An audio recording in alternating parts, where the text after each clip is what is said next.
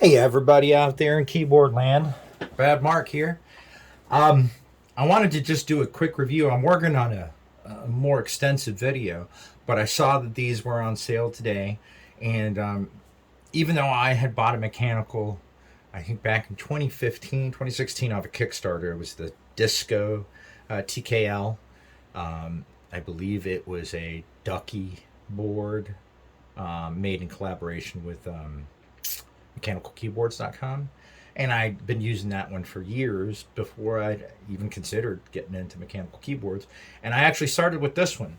Now, these boards, when I got this one, I got it on sale as well. I believe I paid $14.99. This is how they usually come. Except this is I changed out the keycaps, but the keycaps for the most part are very similar. It is wired. It does suck. And as stated in the links that I shared today on the subreddit, I'm reaching over for a keycap puller that I should have already had. These are the stock switches, and this is a red one. They are the out emu, but I have not modified this one because this one's a gift for a friend of mine, and he kind of wants to see the process, so we're going to do it together. So this one is basically stock except for the keycap set. With the keycap set, I mean, the font's almost exactly the same, and the plastic quality feels the same. So, you know, and this is what you get for under $20. I mean, it usually sells for anywhere from $24 to $29, but I've seen it as low as like $8.99 on sale. So, like I said, I believe I paid either $12 or $14 for mine. But you know, out of the box, this is what you get.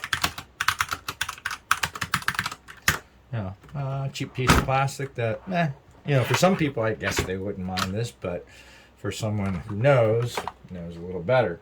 Now, so here is a white version of the board that I've gotten. They're basically, now this is one thing that I do like about these, even though they are single color back here, which I usually, even if I get RGB boards, I set it to a single color. I prefer a single color.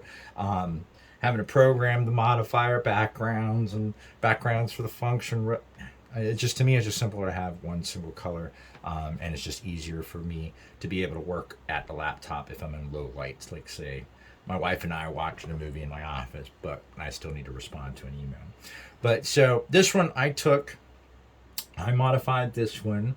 I replaced the switches first with the oh yeah, these are running the Gatoron browns.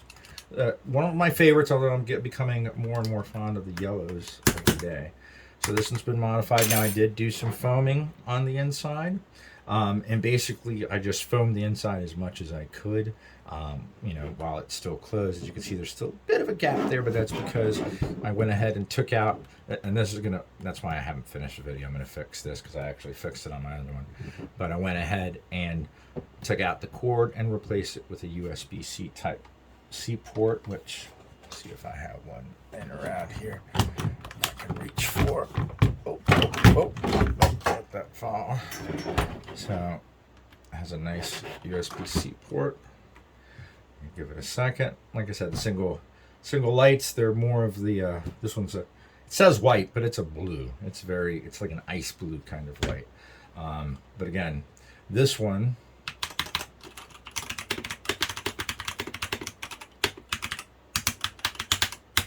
granted, I really love this keycap set, but this one just with the foaming and the Gatoron browns, which have been lubed, the standard lubing. This is what it sounds like. Now, this one was before I started doing the modifications to the stabilizers. I hadn't gotten that far yet into it.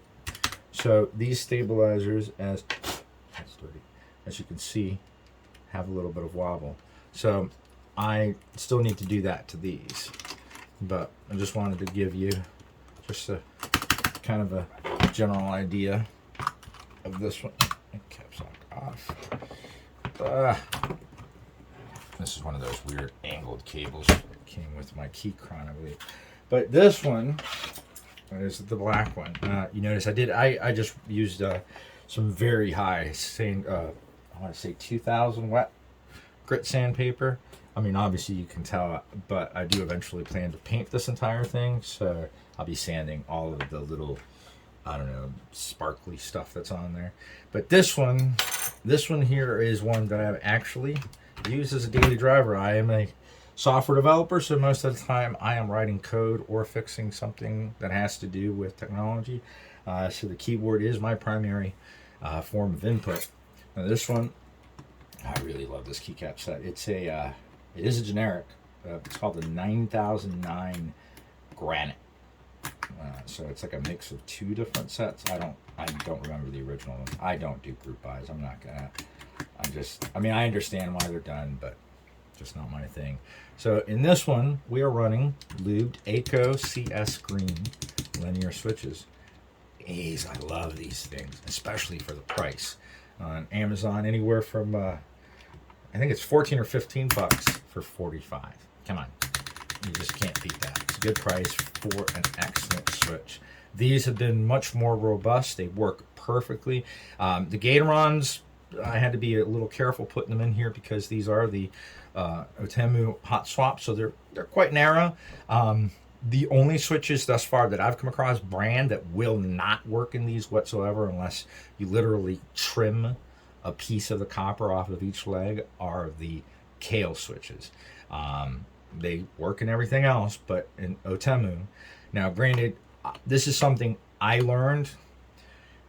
I come from a world of technology that it says if it's MX compatible or it's somewhat compatible, that means it's compatible left and right. And I've had people argue with me and tell me that you shouldn't be able to stick, and actually call me a liar for said that I couldn't use Browns in or Gatoron, any Gatorons in Otemu, Outemu, or however you pronounce it. But I have found quite a number of switches. The only ones I've come across so far are Kale switches. If anybody knows of another brand that you know for a fact don't work with the Outemu or the Milmax type socket, please let me know so that I can add that to the wiki. But so I wanted to make this video real short, but this is the end game. This is something that I have actually used as my daily driver. Now this one, not only did I foam, again, I'm working on a complete video series that has the pictures and everything, but I also, the entire bottom of this on the inside is covered with pennies. This puppy weighs over a pound, and it is lovely. Weighs almost twice as much as it does stock, I believe, or almost. But just a quick sound test, and I'll leave you guys for the day. But I put the links on our budget keys to Amazon. Both the white and the black are on sale today. I mean, even if it's just something to tinker with, just if you want to learn about soldering, if you want to just have something that you could take apart and break and not have to worry, because I mean, 20 bucks is worth it, especially if you get a weekend's worth of enjoyment and actually learn something. But these boards are not just throwaway boards if you put a little bit more effort. I mean, granted, I would love, to be able to replace the plate, because it's literally going into plastic, and have some more options. But at the starting point, I can live without all those extras when this is the result.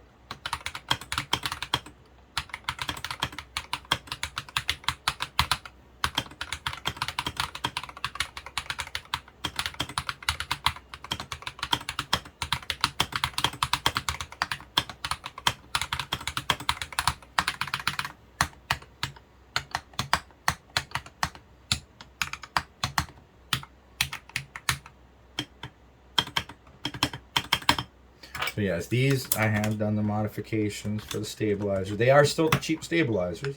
I did not replace them, but I could probably put some Durox in here and it would make probably a bit of a difference because these are, I mean, obviously, again, everything in here is pretty cheap, but a hot swap socket. So these, yeah, you see that I did the tape modifiers on there. There's my green.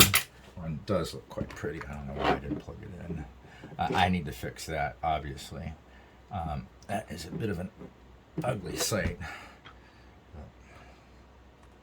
Yeah, it's a little bit too deep in there for that one.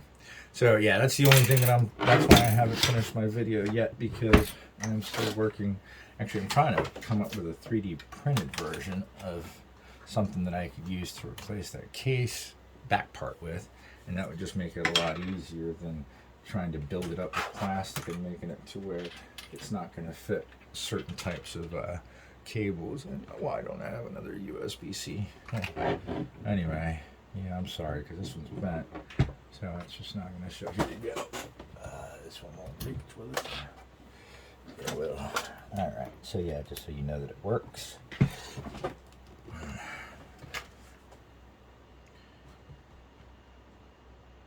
There. Obviously, this keycap set doesn't allow much room for the lights to come through, but that's really just not that big of an issue to me. So, but again,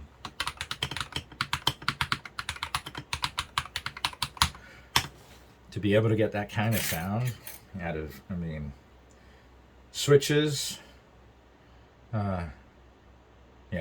All told, let me see, roughing it, say $15 for the keyboard, $28 for the switches, that's $53. The keycap set was $22, so it puts us at $75. I got 47 pennies in there, I think. And the rest, you know, tape and foam that I had around, so